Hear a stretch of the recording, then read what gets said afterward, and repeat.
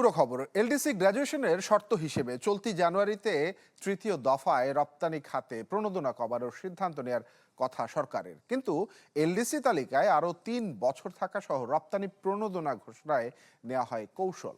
সিদ্ধান্তটি চাপানো হচ্ছে পরবর্তী রাজনৈতিক সরকারের ওপরই। আর এরই মধ্যে সারসংক্ষেপ তৈরি করেছে অর্থ মন্ত্রণালয়, যা তোলা হবে পরবর্তী উপদেষ্টা পরিষদের বৈঠকে। ইমদাদ হকের রিপোর্টে দেখুন বিস্তারিত। দেশের তৈরি পোশাক খাতের রপ্তানি বাড়াতে প্রণোদনা দেওয়ার চল মোটা দাগে শুরু ৮০ দশকে, গেল ৫ দশকে যার তালিকা হয়েছে লম্বা, বেড়েছে বরাদ্দের পরিমাণও। যদিও এলডিসি গ্র্যাজুয়েশনের শর্ত হিসেবে রপ্তানিতে ৪৩টি খাতের সব পণ্যে এই সুবিধা কমাতে হয় বাংলাদেশকে, যার আওতায় প্রথম ঘোষণা আসে ২০২৪ সালের প্রথম ৬ মাসের জন্য। পরের ধাপে ভর্তুকি কমানো হয় আরও ১ বছরের জন্য দেশের রাজনৈতিক অস্থিরতা বিবেচনায়, যা ২০২৫ সালের জুলাই থেকে ডিসেম্বর আরও ৬ মাস বাড়ায় বর্তমান সরকার। ভবিষ্যৎ হোক নিরাপদ, বিনিয়োগ হোক বিশ্বস্ত, আর আমার পছন্দ সল্ট বে। ওয়েলকাম টু সল্ট বে।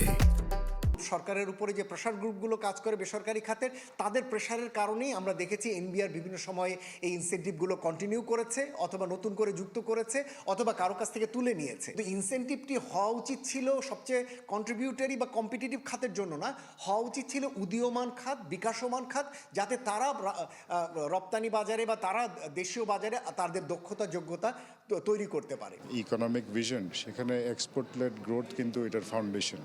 তবে গ্লোবাল একটা কম্পিটিটিভ এনভায়রনমেন্টে আমরা ফাইট করছি, সেখানে আমাদের যেমন রপ্তানি এক্সপোর্ট ডাইভার্সিফিকেশনও আমাদের একটা চ্যালেঞ্জ। সেখানে ইনসেন্টিভটা চালিয়ে যাওয়াটাই আমার মনে হয় রাইট স্ট্র্যাটেজি হবে। কিন্তু উন্নয়নশীল দেশের তালিকায় আরও অন্তত ৩ বছর থাকার দাবি তোলেন ব্যবসায়ীরা। এরই মধ্যে শুরু হয় জাতীয় নির্বাচনের জোর প্রস্তুতি। এমন অবস্থায় এ বিষয়ে চূড়ান্ত সিদ্ধান্তটি নেয়ার দায় চাপানো হয় পরবর্তী রাজনৈতিক সরকারের উপরই। স্থগিত করা হয় পরবর্তী ২ মেয়াদের রপ্তানি প্রণোদনা কমানোর ইস্যুটিও। প্রণোদনার আসল উদ্দেশ্য ছিল যে এর মধ্যে রপ্তানিকারকরা বা রপ্তানিকারক প্রতিষ্ঠানগুলো তারা তাদের সক্ষমতা অর্জন করবে। এই প্রণোদনা হ্রাস না করলে পরে তো আমরা উত্তরণের পরে যে উন্নয়নশীল দেশে আমরা ঢুকবো, সেখানে তো আমরা প্রতিযোগিতা করতে পারব। এ বিষয়ে এরই মধ্যে সারসংক্ষেপ তৈরি করেছে অর্থ মন্ত্রণালয়, যা তোলা হবে পরবর্তী উপদেষ্টা পরিষদের বৈঠকে। ইমদাদ হক, চ্যানেল 24, ঢাকা।